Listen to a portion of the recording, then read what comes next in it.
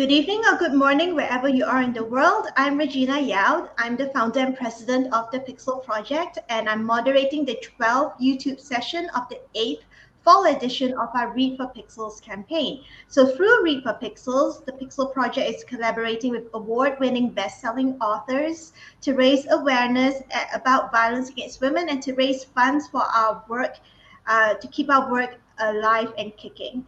So we'll be telling you more about the Read for Pixels fundraiser, which has loads of exclusive author goodies a little later in the session. And you can find out more about the Pixel Project by visiting www.thepixelproject.net. So today we have a very special guest for our live discussion and Q&A session. It's the fabulous YA fantasy and romance author Pintip Dunn. Now, Pintip is a New York Times bestselling author of YA fiction and a two-time winner of the Rita Award. Her books have been translated into 4 languages, and her titles include the Forget Tomorrow series, The Darkest Lie, Girl on the Verge, Star-Crossed, Malice, and the fabulous Dating Makes Perfect. Now, Pintip has also generously donated some super awesome goodies to the stash of author treats we have up as perks for donors at the Read for Pixels Rally Up fundraising page. And the first one is for US donors only, and it's a fabulous YA bundle. So that includes one set of the Forget Tomorrow series, which includes Forget Tomorrow, Remember Yesterday, and Seize Today. And one copy of Dating Makes Perfect, which I highly recommend y'all read it. It's so fabulous. And there's also one bookmark. And the most special bit of all is that you get to choose, if you donate to get this bundle, you get a handwritten note from a character of your choice from Pintip's books. So if you're fan of Pintip's books, this is your chance to get something really unique just for yourself. All the books are paperback editions, which Pintip will sign and personalize for the donor. Now, the second goodie is Pintip's YA Critique Bundle, and this is open to donors worldwide. So Pintip is offering a chance for one generous donor who is also a budding YA author to have a portion of your work in progress critiqued by her. So this opportunity includes one written critique of the first chapter of your work in progress and one 30-minute video call to discuss the critique and ask Pintip your questions or to chat about anything else about writing and publishing. Now, there's only one of each type of goodie available from Pintip, and it's first come, first serve. So make your donation today before someone else snags them. Now, we've currently raised $3,395 towards our $5,000 goal so far, and that's a tiny bit slow. So please give generously before the fundraiser ends in October. And the final day for the fundraiser is currently set at 15 October 2021. Now, all funds go towards the Pixel Project's work to help end violence against women. And if you are watching this session on YouTube right now, you'll also be able to ask Pintip questions live. Just make sure you're logged into your YouTube account so that you can type your questions into the chat box to the right of the YouTube screen. And Juliana, who is today's producer and chat box moderator, will relay them to me to read out to Pintip to answer. And now over to Pintip. Welcome to Read for Pixels, Pintip.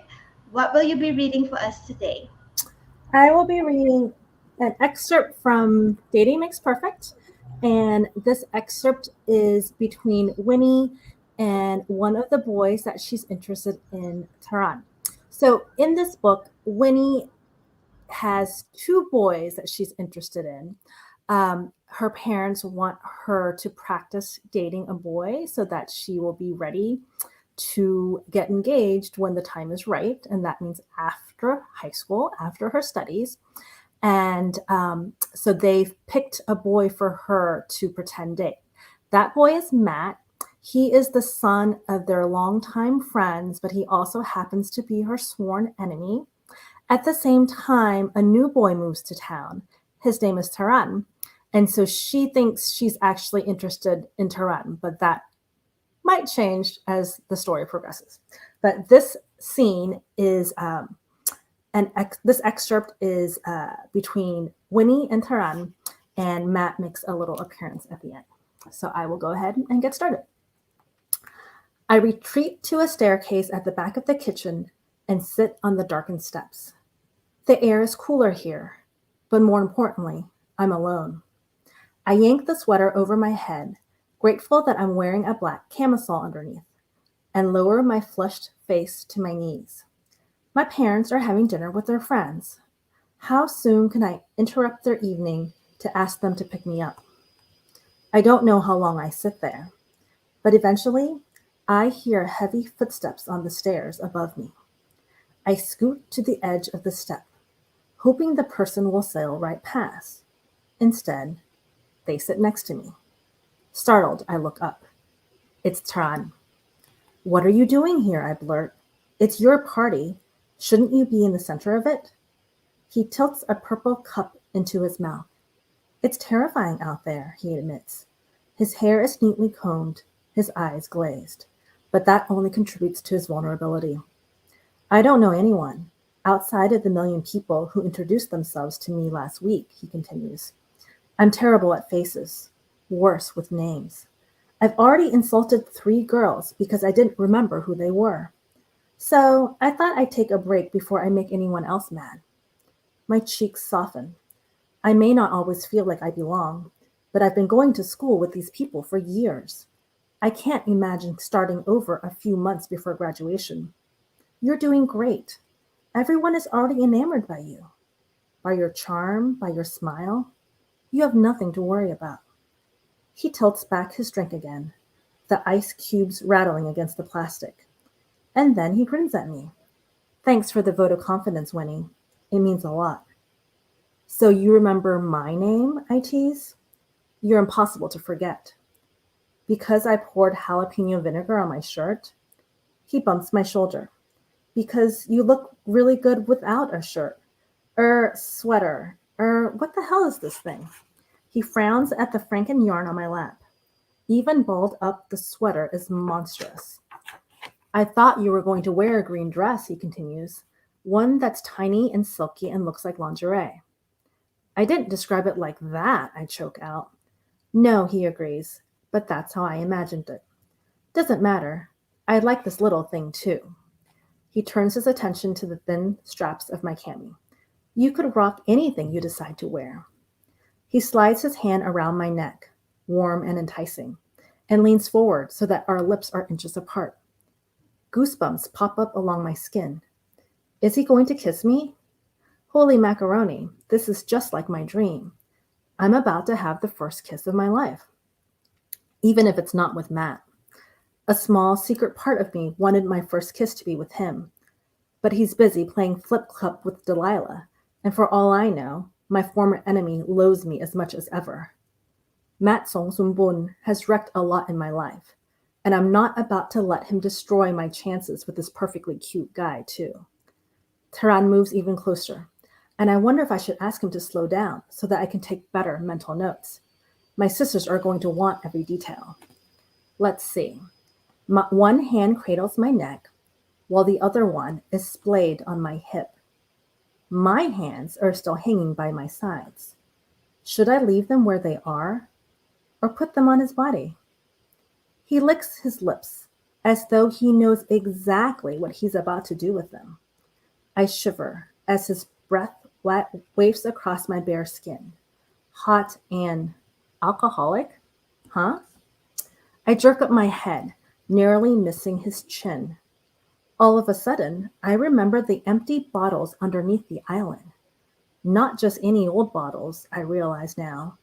Containers of hard liquor, whose contents were probably poured into the punch bowl. The punch, I say. I think it's been spiked. How many cups have you had? He scrunches his forehead. Not sure. Maybe 5, 6 cups? Thirsty tonight. For the first time, I notice his words are a little slurred. I can't believe I didn't pick up on it sooner. You're drunk. I'm not such a prude that I don't know that teenagers sometimes drink alcohol at parties, especially when there's a big punch bowl, just inviting people to add their own contributions. I've even had champagne with my parents once during Chinese New Year. I'm not judging him, but I can't help the disappointment that flows through me. I want my first kiss to be genuine, not a part of a bet, and not with someone who's had too much to drink. I'm only a little buzzed, he assures me, just enough to lower my inhibitions so that I can approach pretty girls who would otherwise intimidate me. He begins to lower his lips again, but then he stops. I thought I asked you to wear your hair down. I like ponytails. The dangerous tone in my voice doesn't seem to penetrate his haze. You have such beautiful hair, he says. I want to run my hands through it when I kiss you. Without warning, he threads his fingers through the loop of my ponytail holder and pulls it out. I leap to my feet, outraged. What the hell? You have no right to do that. Oh, sorry, he blinks, the black elastic dangling from his hands. Did I hurt you? No more than a vigorous brushing, and I'm used to that.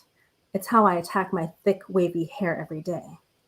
That's not the point. You have no right to interfere with my hairstyle, with my body. He frowns. But in the movies are wrong. Too late, I realize I'm yelling.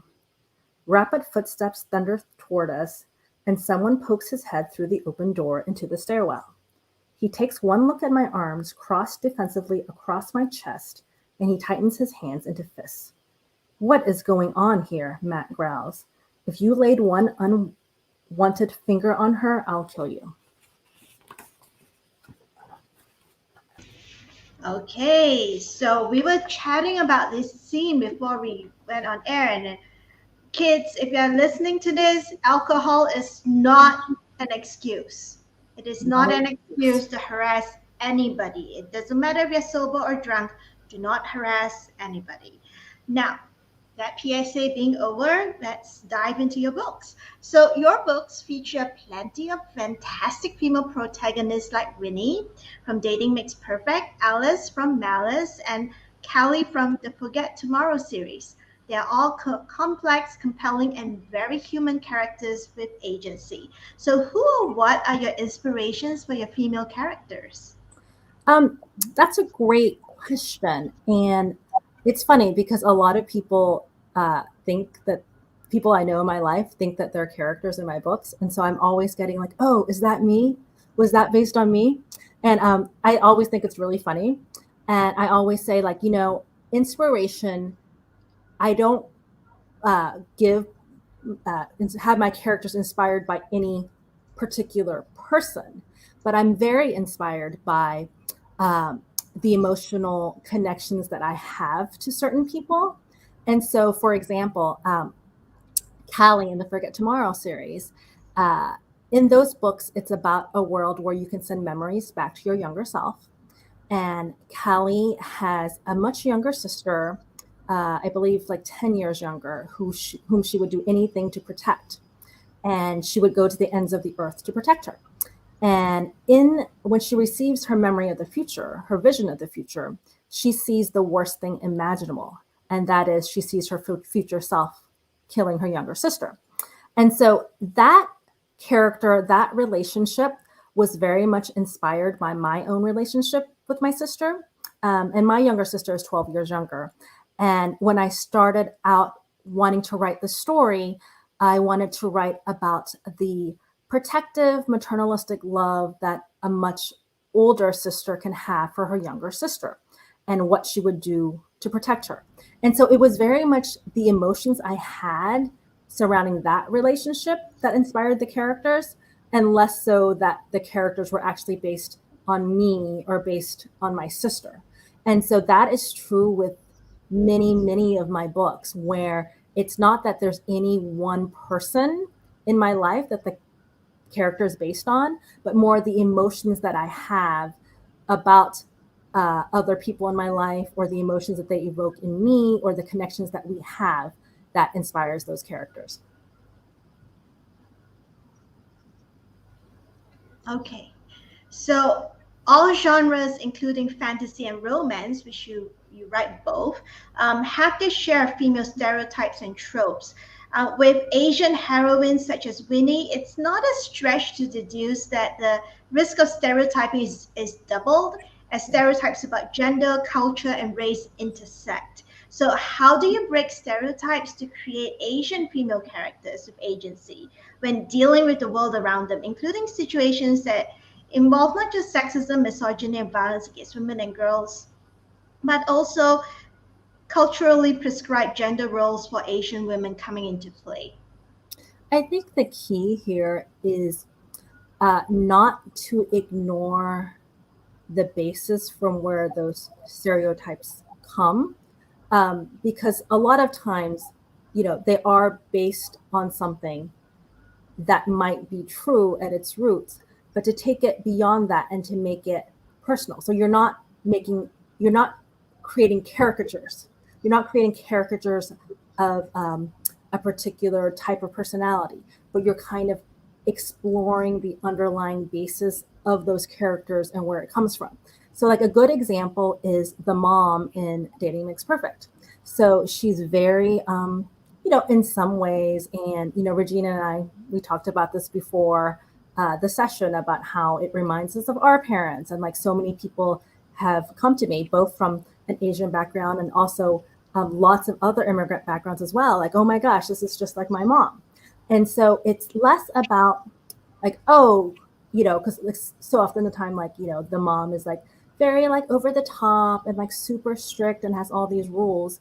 And what I was really intending on doing in the story is to try to understand where this mom was coming from, and not that the fact that she has these rules, not the fact that she has this kind of, you know, uh, requirements that we might see as ridiculous, but to understand where she's coming from. And in this sense, there's a very, not to give anything away, but there's a very touching scene, touching to me at least, towards the end of the book, where she explains, like, these are things that I do only because I want to see you happy. And in my mind, this is the shortest path to happiness, but maybe that's not, you know, the only path. Maybe that's not the path for you, and that's okay. Like, it's okay for you to take a different path to get here. But what you have to understand is that my rules aren't here, just to be mean, just to place these restrictions on you, but just because I think that this is the, quickest, surest way to happiness. And so I think that there you really start understanding in that scene, and hopefully throughout the whole book, you start understanding, like, these characters aren't caricatures of themselves. There's actual reasons, there's actual meaning behind all of their actions and what they do. And I think that you're right, like, especially when you're writing characters who do have backgrounds that are easy to stereotype, it's easy to fall into that. And so for me, like Winnie and her sisters, she has two twin sisters in the book, 2 years older than her. They're very, very, very close. They're all their own people. Like, they don't, I wouldn't say that these characters fall into like a stereotype, other than, Winnie does want to please her parents. And so there are certain qualities that she has, but that's not because it's because of her upbringing. Like, and that was very similar to my upbringing, where there's a lot of respect that's instilled in you for elders and for your parents and for following rules. And so that's something that's very cultural. And so for me, that's not a stereotype because it's based on something cultural. Like, to me, a stereotype would be, Asian women are submissive, Asian women are exotic, like things like that. And so, it's, but I think that it can be difficult, especially for someone who's writing outside of their culture, to understand the difference between stereotype and culture. And I think that that's a line that has to be, read really carefully, and that it's very nuanced. Yeah. So when you write your female characters, do you ever feel pressured by gender and cultural expectations to make them likable or relatable? Or do you ever get any flack for not making a female character likable enough? I don't think so. And I do try to have a nice range. I think that I tend to like, if you look at the heroines in like my books, I have 8 books published now. I think certainly more of them tend to be that likable character because I personally am, really drawn to good-hearted, kind, generous heroines because that's what I look for in my life. At the same time, some of the most rewarding and most interesting stories that I have written have been about more complex heroines. So remember yesterday, for example, that's book 2 of the Forget Tomorrow series. And it's about Jessa, the little sister, all grown up 10 years later. And she has spent um, her, I don't want to give too much away, but her sister took a very important action at the end of book 1. And she has grown up kind of feeling like that she was never worthy of that action and that everybody kind of wishes that her sister was still around and not her. And so she's a much less likable heroine, at least like on its surface, like, uh, cheerful, nice, friendly, lovable. Like she's none of those things. She's much more like sarcastic. She has a lot more sharp edges, and I don't think that I don't think I've ever gotten any flack for that. Sometimes I know that a lot of my author friends, for example, will hear that if a heroine's not likable, they jump immediately to a derogatory term for women, and that's because they know what they want and they go after it. But I personally haven't really heard too much of that, and I think that strength can be displayed in lots of ways, and likability is not just the surface. It's not just oh, she's so nice to everybody. It can be likability and sympathy and rooting for a heroine can also come from admiring the strength that they have go over to go for what they want. And so I think that like in my heroines who have less of those surface level characteristics, it's more, I think that they are still very likable. Um, it might not happen right away. It might happen like later on in the story, but then I hope ultimately anyhow that my heroines are people you want to root for, and not just because they're nice, but also because they have these qualities that very much should be admired. Yeah, I mean, I take a compelling and relatable character over likable any day.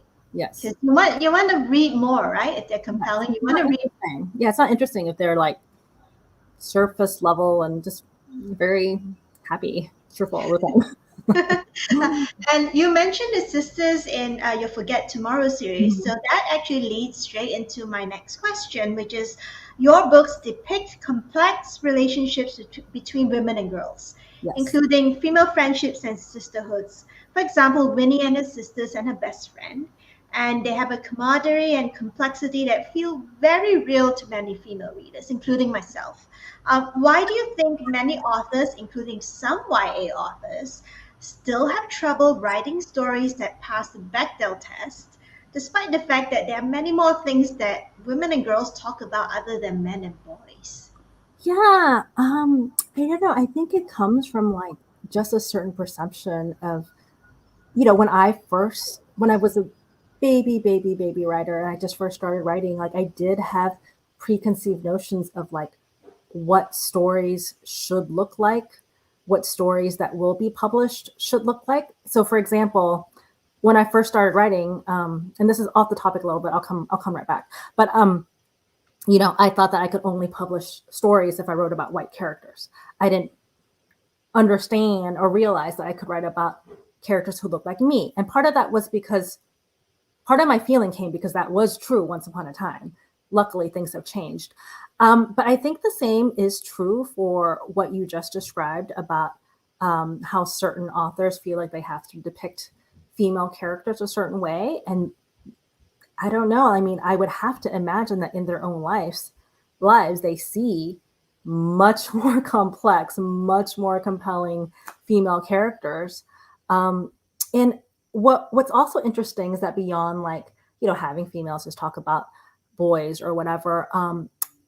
What I heard a lot from readers about Dating Makes Perfect was they said, "Oh my gosh, it's so refreshing to have um, a sister relationship where they root for each other instead of being rivals for each other." And I didn't realize it until I got such a plethora of comments that like a lot of the times, like one of the fallback relationships is, oh, I don't like my sister. There's tension between us. There's rivalry between us. There's jealousy between us. And it was very important to me to depict that relationship a completely different way, where like, how does it look um, with Winnie and her sisters, where Winnie very much feels like she could never be as good at that as them. She feels like, they're much more beautiful, they're much smarter, they're much more successful. And most of that actually comes because they're 2 years older. She doesn't realize that. But what does it look like when a heroine is not really jealous of her sisters?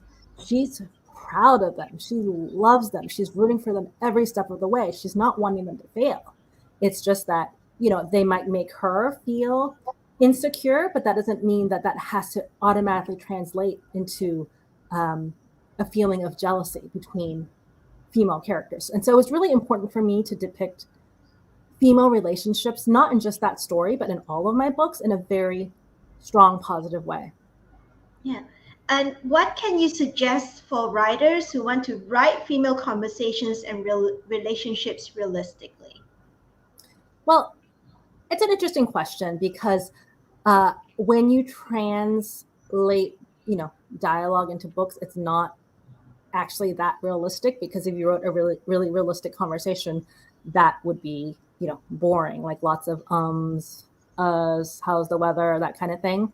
But I think to write them realistically, I would suggest to think about, you know, the times in your life where you've really had those heart to heart conversations with another person, where you're really like, you know, going beneath the surface and like dropping some of your walls and like being willing to be vulnerable and thinking about the things that are said in those conversations, because that's what I try to do.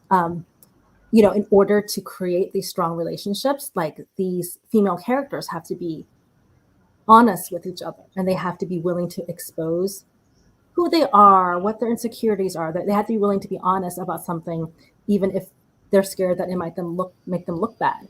And so I would, like I said, I would suggest looking at those times in your life where you've had experiences where you go beneath the surface and you're really vulnerable, and like think about how those conversations look and sound.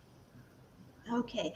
Well, we've been chatting about Dating Makes Perfect. We've been making lots of references to Dating Makes Perfect. So there are a couple of questions from the audience. So let's get to them. So Eula says, I adored Dating Makes Perfect and had so much fun reading about Matt and Vinny's relationship. Would you ever write a sequel or novella for the book? Oh, thank you so much. I really appreciate it. I love it when I can get those kind of reactions from readers. Um, you know, I have thought about, like, I think Winnie and Matt are like, their story is closed. But I would love to have another story in the world where they are, they appear as secondary characters and maybe focus on some of the other characters. I have some ideas from Taran. He doesn't look great in that excerpt that I just read, but he's actually ultimately a good guy. He's just a little confused. As that scene shows, he's like, oh, this is how they do it in the movies. And, he just doesn't really understand that, okay, maybe the movies aren't like the best marker of real life, or what real life should look like, or how you should actually act in a relationship. So I have some ideas for him. I have some ideas for some either either Bunny or Ari, the two sisters. I have some ideas of some cousins where that could also be in this world. But I really enjoy, like in my Forget Tomorrow series, each book in the 3 books concerns a different main character in a different couple, a new love interest, but then all the characters still appear as strong and important secondary characters. So I really love that. And so if there were some kind of sequel, like I would say that Matt and Winnie would definitely be in it, but maybe not as the main characters. Okay, so the next question is all the way from Thailand. So, Yay. Diary of a Couch Potato says, "What dating makes perfect? What is your favorite Thai Uh, food? okay. From Thailand." If you read my books, you'll get pretty clear ideas of what my favorite Thai foods are, because I include a lot of them, especially in Dating Makes Perfect, but also in my other books as well. My favorite Thai food is nam prek kapik with fried eggplant, which is just eggplant dipped in egg batter, fried, and then served with this really delicious nam prek Oh, yum. spicy sauce. But that's always been my favorite. What's your favorite Thai dessert? Because there's Dessert? so many. There's so many. I really like saku tua dam, which is tapioca pearls with black bean in like a coconut milk broth. So that's it's in that genre of like very sweet coconut broth desserts, but it's not as sweet because of the black bean. And so that's why I really like it, because it's kind of balances out the sweetness for me. Yeah. So let's we're back to a little more serious territory. So we talked about, we mentioned a little about, you mentioned it, and we chatted a little about consent in relationships. And at the beginning of the session, if y'all, anyone who's joined us late, welcome. We're here with Pintip Dunn talking about her books and talking about YA fantasy and romance and consent and violence against women and all that good stuff. So now we're going to talk about that scene, that thing about, you know, even if you're drunk, doesn't matter if you're drunk or sober, do not sexually harass anybody. Don't assault anybody. That's bad. So let's talk about this. So the line between consent and coercion isn't always very clear in fantasy and or romance books and stories. So do you think that this is an issue that writers in either or both genres have successfully started tackling successfully in recent years? I feel that we have made a lot of strides with it. Mostly like, because when you think of a lot of the not tropes exactly, but like things that happen a lot in romances that, you know, don't happen anymore. And so like, you know, I know that like with my editor and publisher, we have lots of different conversations like, oh, well, you know, people used to do this kind of thing a lot, but that doesn't happen anymore. And so like one example I can give is in Malice, at the beginning of the book, my heroine gets a voice in her head. And the voice in her head says, you must go tell this boy Bandit that you have a huge crush on him. And, or no, it says, you must tell him, you must kiss him. And she, you know, and then it's, the voice starts like, you know, sending electric currents in her brain so that she has to obey.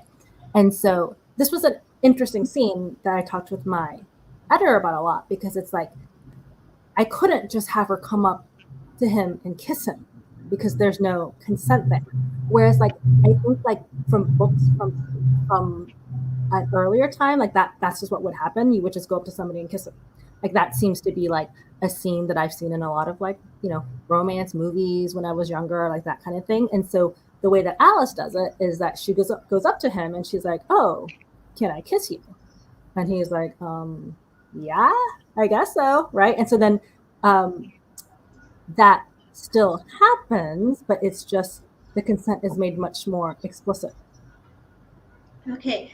And since you write both fantasy and contemporary romance, which genre do you think has made the most progress in the way sexual consent is handled, fantasy or romance? I think romance, because it's something that's dealt with more explicitly and it's something that's on authors' minds. And we have a question from the audience that actually fits into this. So here we go. So, Misty 306 says, I enjoyed how you mentioned that the movies get it wrong in the passage you read. Do you believe that media continues to portray consent incorrectly, especially in those meant for a YA audience? Um, I guess it depends on the particular movie. Like, I still have shockingly seen some movies that were made recently that I would assume would get things like consent more correct that are still pretty wrong. So I don't know. Yeah, I think it depends. Sometimes they do it properly, and sometimes I'm still surprised that like so many movies don't do it properly. Yeah, and there's a follow-up comment from Misty. She says, I asked this question because there have been times when boys and young men aged 18 to 25 believed females preferred that treatment because they've seen it in the media numerous times. Right, exactly. And that was, I think, what I was trying to get at in the scene, the excerpt that I read, because I think that, you know, what Taran was operating under is that he's seen in movies the male character, takes something out of the girl's hair and then her hair comes tumbling down. Um, I've seen that a number of times. And so I think that like in his mind, he could think that that is romantic, that he's being romantic there when it's actually not, it's the opposite. Yeah. So while we're chatting about your male characters, your male and female relationships, the male and female relationships between the characters in your books are generally quite equitable, and some of your male characters are definitely respectful of women and girls. And you do write some wonderfully well-rounded male characters who defy masculine stereotypes. I mean, look at Matt. He didn't even blink. He didn't even blink when she put, lipstick on his cheek. But when he put lipstick on his Jeep and decorated it in a really girly way, and he just rolled with it. I was really impressed. He's just He like, rolled with it. He kind of turned it around so that it was like, you know, he would like drive into the parking lot and like honk so he could get people's attention and be like, hey, look at me. So he kind of turned it around even and embraced it instead of being embarrassed by it. yeah. So who or what are your inspiration for your male characters, like Matt? Oh, I mean, honestly, that's the same answer that I gave earlier, like the Mm-hmm. men in my life. Um, and not any particular man, like I've said, but uh, the qualities that I've seen that they've, you know, I've seen the way that they've treated, you know, their significant other, just, also Matt was also inspired in addition to like the relationships that I've seen in my life, but also like what I hope that my sons grow up to be. So part of it is me too thinking about like, okay, like for a young boy, a young man growing up in this modern uh, age, like what would I want him to be like? How would I want him to treat the girls that he dates, especially if it's you know, um, he's pretty young, so it could be like a first date where he's kind of unsure himself exactly how you're supposed to act in these situations. Like, what would I want him to do? Yeah. And do you think that reframing how stories describe men and boys away from hostile and toxic stereotypes and towards complexity and even vulnerability can be one of the ways that YA authors can break away from these horrible tropes that promote toxic masculinity and the dehumanization of women? 100%. Like, I think that that's exactly what we're doing because so much of youth, so much of people are influenced by the books that they read, and especially the books that they read at a young age. And so I feel like if we can model properly um, the way that men should treat women, that we should treat other women, then that could go a really, really long ways towards shaping what is will be considered like the accepted or the way that things are supposed to be, you know, 10 years from now, when they look back, they're like, oh yeah, when I was growing up, I saw a lot of movies and a lot of books that present it this way. And so that's what's normal. Like we're all, I think, contributing to a new normal of, and as an author, like that's exciting because then I get to take part in that conversation and be like, oh, this is how I would like it to look. This is how I would want it to be, instead of just, continuing to write the same behaviors in the same ways that they have in the past. Yeah, and you know what really gets me as someone who, I started before I worked in the nonprofit space, for women's human rights, and I started I was an English major, and I started my career my first career was in publishing. My first job was in publishing, and what gets me is that even if for over the last 2 decades, there's still this really stubborn refrain from people who say that, well, it's just fiction, Mm-hmm. it's just stories. I can make tell the difference between the real world and stories, and then they totally discount the influence that stories have on people, Mm-hmm. that stories that young people read could have in their later Yeah. lives. And like, I only have to look at the number of like emails or direct messages or um, other ways that readers reach out to me to know that it does have a very real impact on young people's lives. These stories do.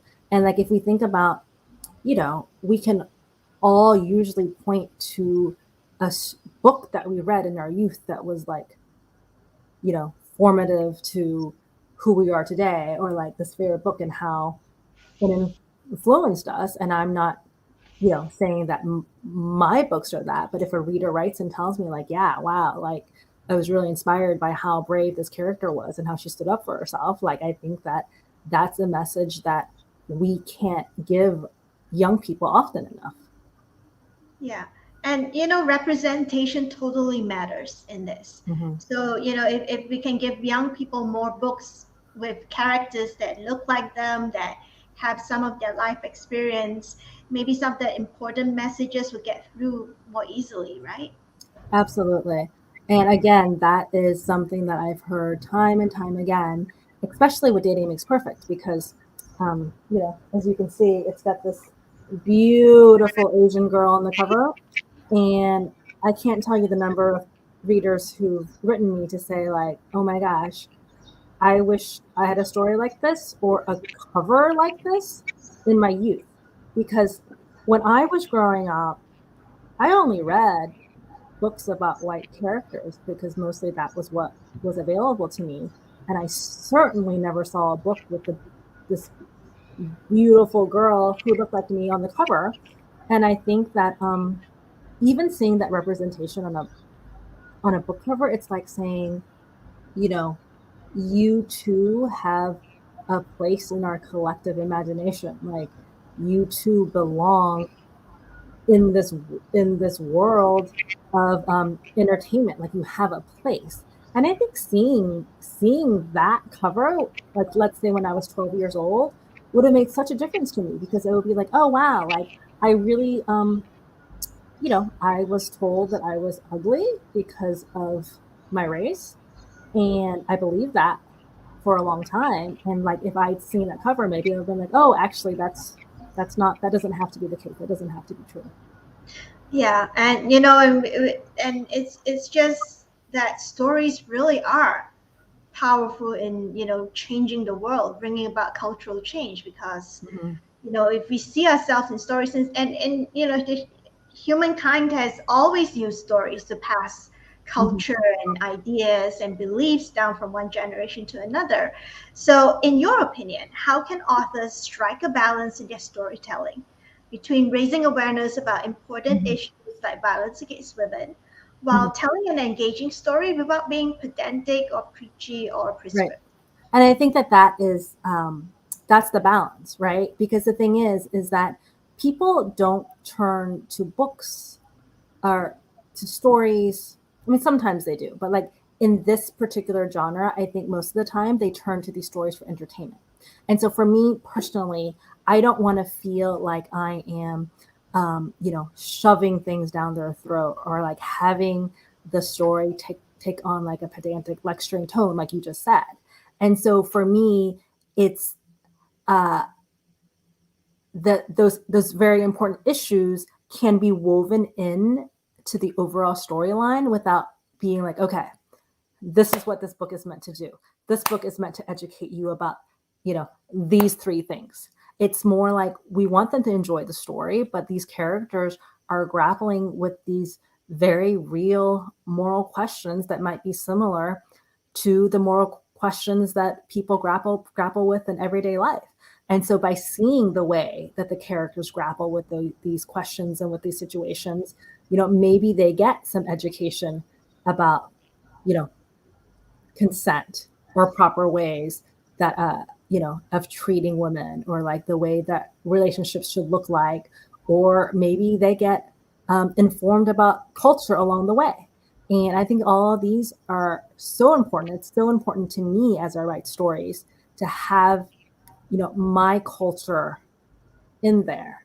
And it's that wasn't always the case. Like when I first started writing, it was more just about telling stories. But then as I did it more and just kind of more clarified to myself what I feel like my role is, it's vastly important to me to include those things within my novel, while at the same time delivering a story that really is entertaining and fun to read. Hmm.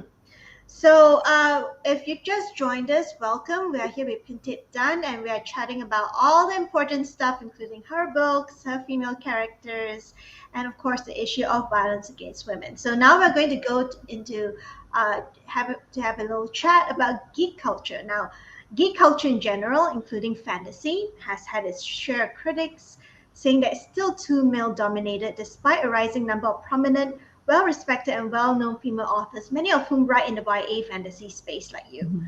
And plus, there are still plenty of hostile, misogynist, and sexist behavior by male geeks towards female geeks. Now, what do you think needs to be done to make geek culture as a whole, whether it's comics or gaming or books or cons, more welcoming for women and girls? I mean, it's so interesting that you asked me this question. Just to do a quick example, like my daughter just joined the robotics team at her school, and there's a rule there where 50% of the club participants have to be female. And, the club's scrambling a little bit, trying to boost its female members. But I think that, like, not that should be obviously translated as a rule, but I think that, like, certainly there's been more efforts to publish more, um, stories by female authors that center female characters.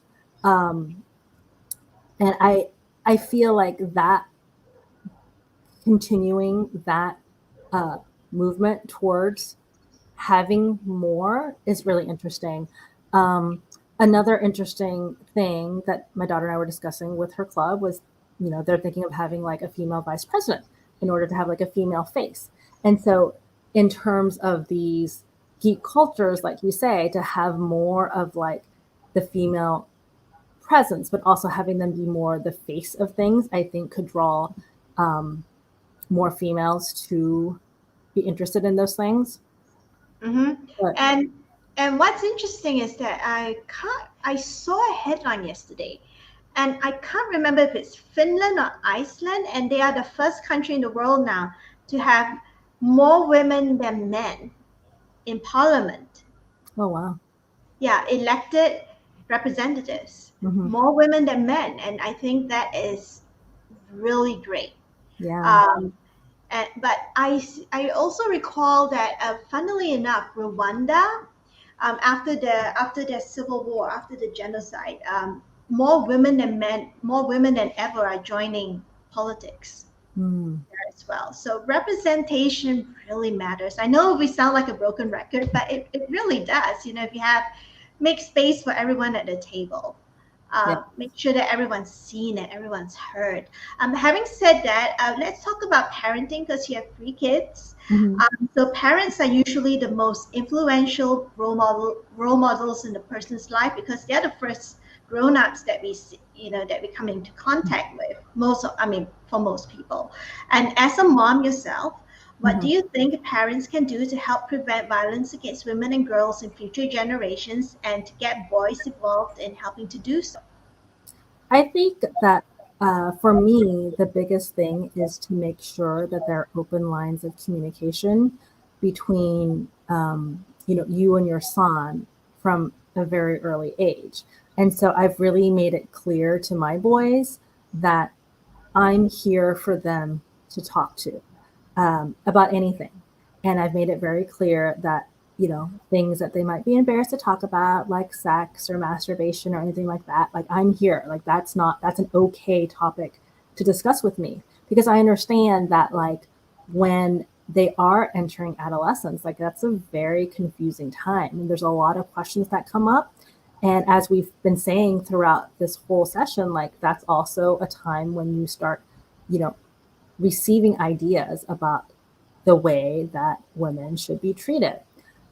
One thing that I implemented when my kids were young is something called mama time.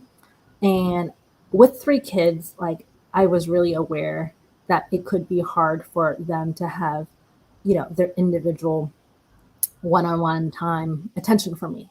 And so I implemented this mama time that was basically 10 or 15 minutes with each kid where, we could talk about anything that they wanted, or sometimes we just talk about the day, but it was just this time every single day where it was just individual time between me and the child. And, as they've gotten older, we don't do this every day anymore because lives are very busy. But since we implemented that as a habit, they now know they can always come to me and request a mama time if they have a particular question about something. And I think that, like, instituting that time was really key to having them uh, form this habit of trusting me and talking to me about important issues, especially issues that they might feel embarrassed about.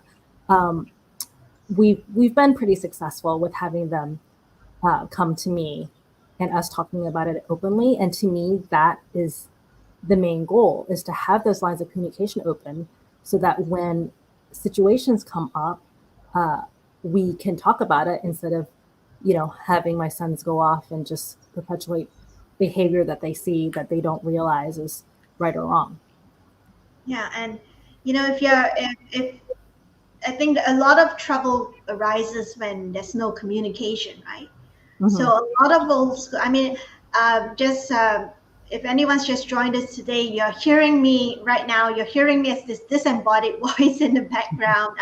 I'm Asian, like Pintip as well, and um, some of the old school Asian parents don't do very well with Hmm. communication, and then so you end up with cross lines in communication or nobody talking at all, and then suddenly there's this big mess Hmm. because you're not talking about these issues, and then suddenly your son or your daughter gets into this big mess at school or with their friends or something, and then that's when it all explodes. Hmm. So communication is so important, and I guess communication, teaching your sons that communication is key, will also help them in their future relationships because they'll be more inclined to talk to their girlfriends or fiancés or Right. wives rather than not say anything, right? And then that's where trouble comes from. So we're coming up to the end, to my final couple questions. If anyone in the audience has joined us late and has any burning questions for Pintip at all, now is the time for you to type it into the chat box. Just remember that you have to be logged into YouTube in order to type into the chat box. And Juliana, who's today's producer and chat box moderator, will relay them to me to read out to Pintip to answer. So that's pretty much the next 5 minutes. If you've got any burning questions for Pintip, type it in now.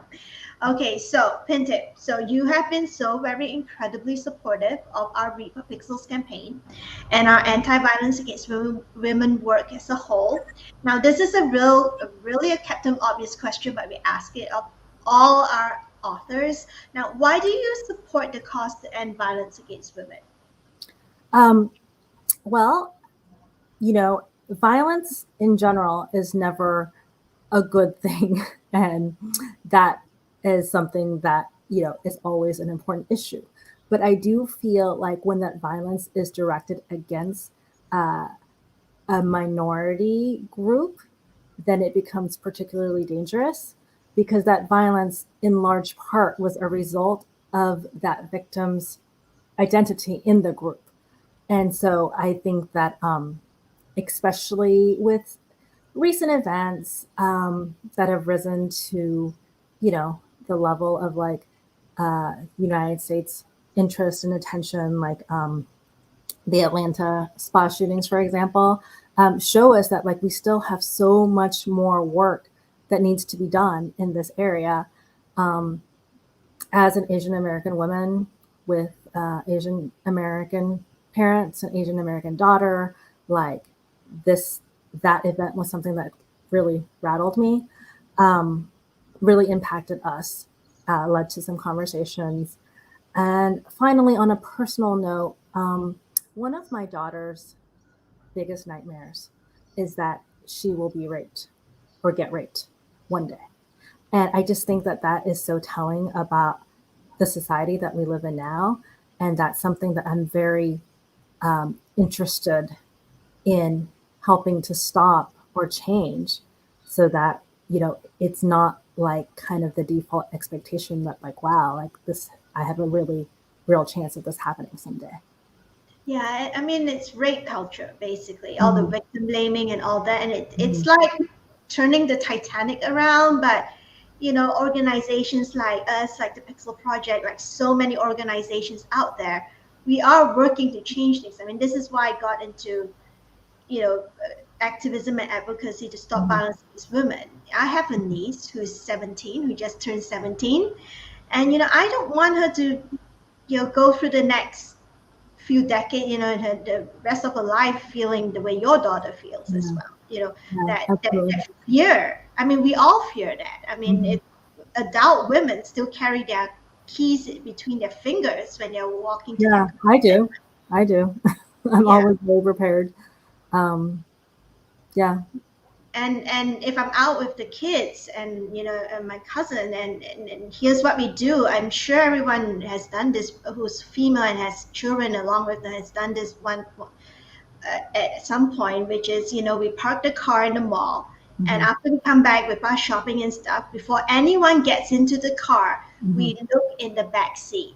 mhm. Is there anyone hiding there Yeah, to ambush us before we even open the car doors? I yeah, mean, it's and what's sad is that that's so normal. right. That's it's like a checklist at the back of your head that okay, I'm putting my car keys in my fist between my fingers. I'm gonna call my friends or text them and say I'm on the way back, and if we don't Mhm, hear me in like 30 minutes, something's wrong, mhm. or the back of the car. And we, so a related question to that, and just to wrap things up on our end, because there are a couple of questions from the audience. We've been talking about how influential stories can be on young people, what they read when they're young. What do you think authors can do to help with the cultural change needed to eradicate violence against women and girls? Well, I think it's what we've been talking about, which is including things like consent in your stories. Like it doesn't have to be a big, because I know I could see like a lot of authors don't write stories that, have where it's appropriate to have like a big scene about, um, you know, actual violence against women. And I think that books concerning those topics are essential. But I think even in, a book like mine that's just a rom-com that's supposed to be funny, uh, you can include in small ways modeling proper behavior when it comes to consent, when it comes to respecting women. So I think that like the more that we can, normalize that in our society and have be like, hey, this is the proper way to do things. This is the way that it should be. Um, every little bit helps. Like every little time, every single time that someone sees that messaging, um, that idea gets a little bit more affirmed, and that it becomes more fact with each iteration. Okay. So a couple more questions from the audience. So Diary of a Couch Potato asks, what advice do you have for young aspiring Asian writers? Um, just if you feel like you have a story to tell, don't ever give up. Just keep persevering. And what I used to tell myself a lot before I was published was there's only one person in this world who can tell this particular story in the way that I'm telling it. And so just to believe that you really have something unique to offer the world. You have a special story that if you don't tell it, nobody else will.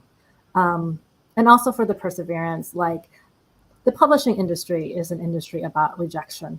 So, you know, have a thick skin and believe yourself and keep going. And I will share that before I had my first offer of publication, I had 150 rejections.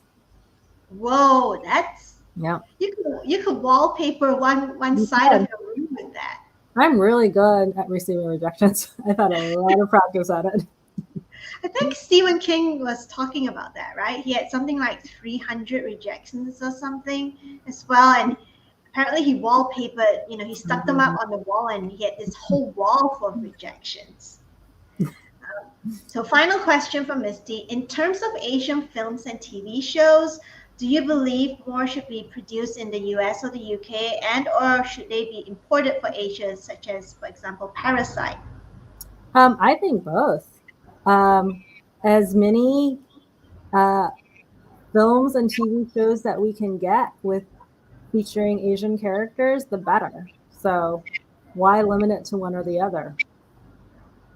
Okay, so we've come to the end of the question segment. So I'm going to stick myself back on screen so we can talk a bit more about.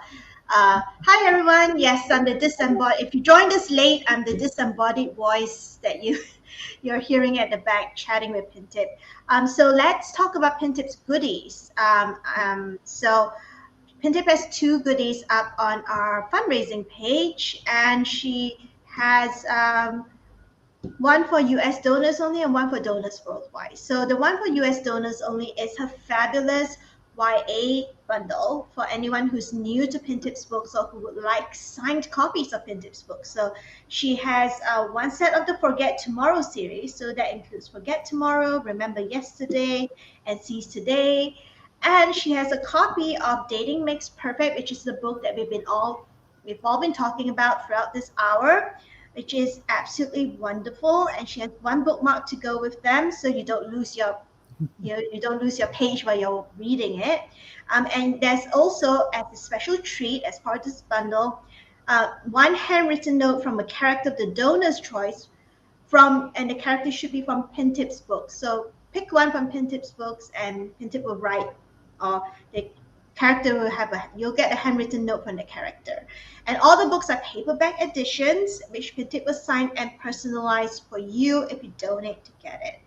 And the second goodie is the Pintip Dunn YA Critique Bundle, which is available um, for aspiring authors worldwide. So, Diary of a Couch Potato, you might want to take note of this.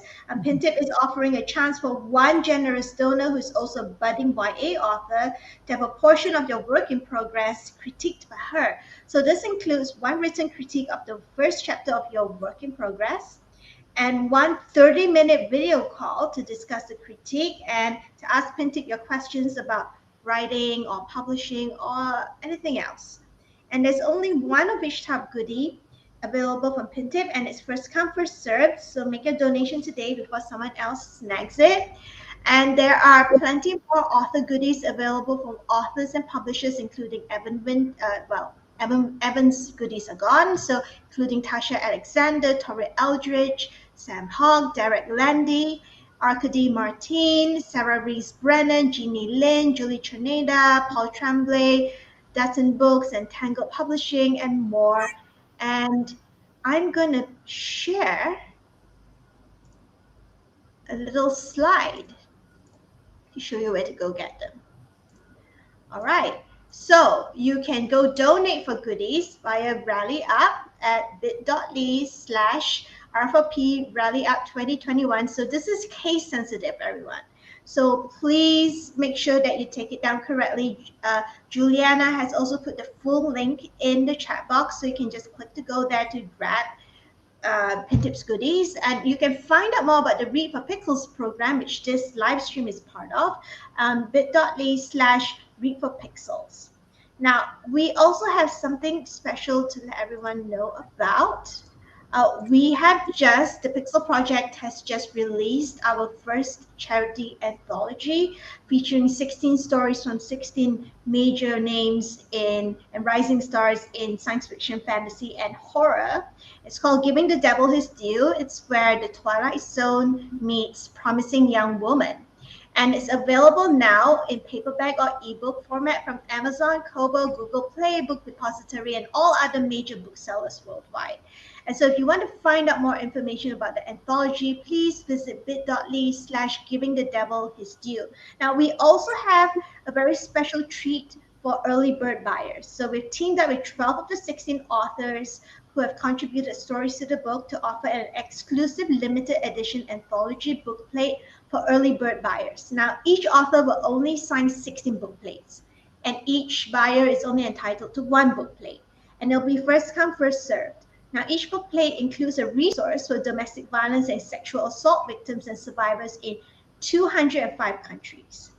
Now, when you go to the homepage for Giving the Devil His Due, you'll also see a little button at the bottom in the menu which says Get a Bookplate. Click on that, fill in the form, attach your receipt, upload your receipt, and send it to us, and we'll get you on the list. You can choose which author you would like. Now I'm going to stop the screen share. Pintip, I think you were telling us about something exciting on your part desk just now. Yes. So the webcomic of Dating Makes Perfect just came out last Thursday, and it's adorable. It's so cute. I love it so much. But you can find it if you want to take a quick peek from Pocket Comics. And so it's really easy. You just download the Pocket Comics app. Pocket is Pocket. And you just search for Dating Makes Perfect. It's right there under new releases. The first 8 episodes, I believe, are free, and you don't need an account to even view those. So if you just want to check it out and see these super cute characters come to life in like a completely new medium, yeah, go for it. But I'm so excited about it. They did such an amazing job. Very, very. Is it only in the US, or can anyone anywhere download you are correct. I think it might be US. I'm sorry about that, because I just remember that my family in Thailand was trying to look at it and they weren't able to. So just for you, apologies. So for anyone in the US, can you download it from just Apple and Google Play? I'm not sure. Well, even if you have an Android phone or Apple phone and you're in the US right now, go search for Pocket Comics and see if you can download it there. And yes, you get to see the lovely artwork depicting Matt and Winnie, and the rest of us don't get to see it. We're so sad. I'm so sorry. If you do go to my Instagram, I do have I share a lot of different still images of these characters, so you can still see how they're drawn, but apologies. I wish it was available worldwide. Yeah. Anyway, just one thing we forgot to tell everyone about the anthology, which is all the net proceeds from the anthology also go towards keeping the Pixel Project's work alive. So go get your book. It's available anywhere. You just order from Book Depository if you want a paperback, and they'll send it to you anywhere in the world. I think it's free if you free shipping if you get it from Book Depository, or you can just download it from your favorite ebook store. So to find out more about violence against women and what you can do about it, visit the Pixel Project's website at www.thepixelproject.net. So you'll find lots of sort of 101 level information about the different types of violence against women, including, rape and sexual assault and domestic violence and street harassment and forced marriage, child marriage, anything you want to learn. If you're new to the issue, we are here. We've provided all the information there.